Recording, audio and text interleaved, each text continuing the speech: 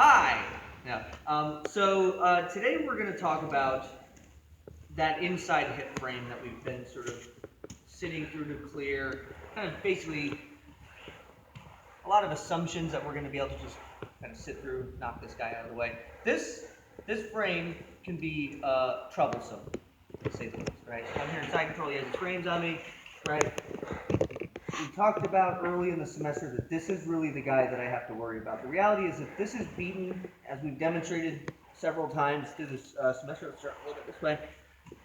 This top frame, not that it doesn't mean anything, but I can still advance pretty soundly if he has this. But once he gets his hip frame in, this opens up a lot of doors. Now, we've thus far drilled catching the tricep, sitting through, bumping underneath. Okay, but we have two things that we're going to sort of look at as far as ways that that's going to fail. Number one is going to be he's going to keep his elbow lower than I need it to be able to sit underneath of it, right? So if I'm here and he's kind of right, he's at that low hip frame. Sometimes it can kind of blockade in there. And the other problem is if you have a person who understands pretty soundly that this is the frame that's going to present them with the most options of escape, then sit through, let's say I get it, right? He knows that I want to drive this knee forward, so he's going to fight like heck to just get this elbow back inside, right? And sort of get stuck in this battle. But we're going to take advantage of that. Yeah. So I'm here in side control. We'll start with the basic options. Let's turn to your head's facing the camera. Right?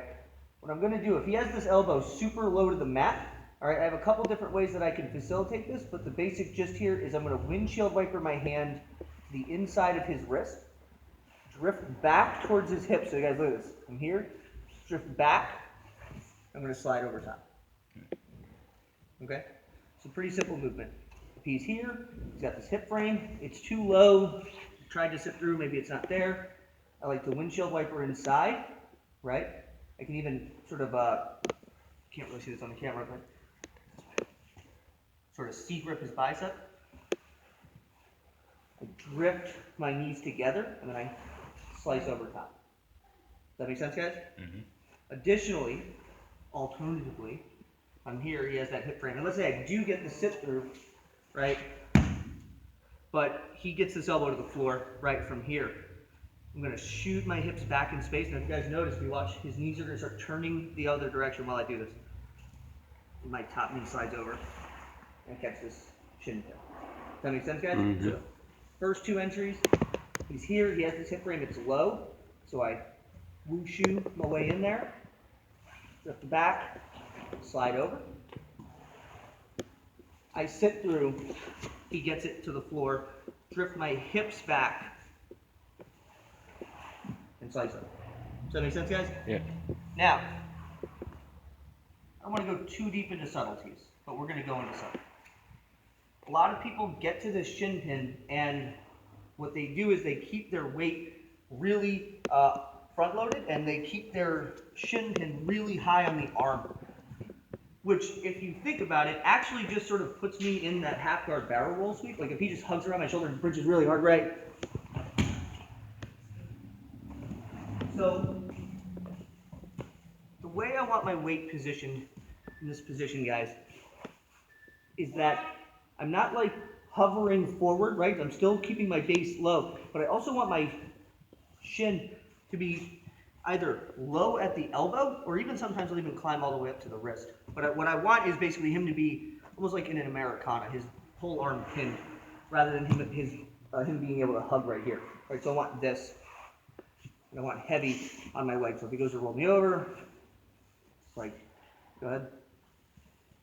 Nothing's going to happen. Does that make sense, guys? Gotcha.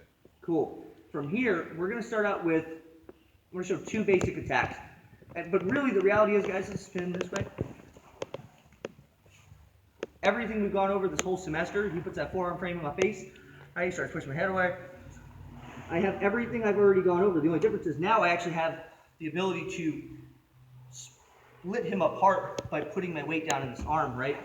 So now if I'm here, you're pushing that frame of my head. It's like I can use the leverage off of his arm he has down by pressing down to drive that out of position and everything. The arm triangle's there. My personal favorite transition, as far as what we've already gone over in the set, would be if this arm comes here. Either we do the telephone armbar set or scooping, and then I'll show this angle in a second. I'm going to windshield wiper my feet to replace the shin pin, right? The arm closest to the head was pinning. Now the arm closest to the body's pinning. Step over, remember guys, big step.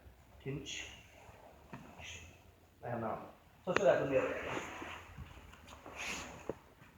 So from here, start from the top, he has the hip frame, right? It's too low for me to sit through, so I wushu in, pin, drift, slice, and then make sure that my pin is not allowing him to hug. I want to get that hand to the mat.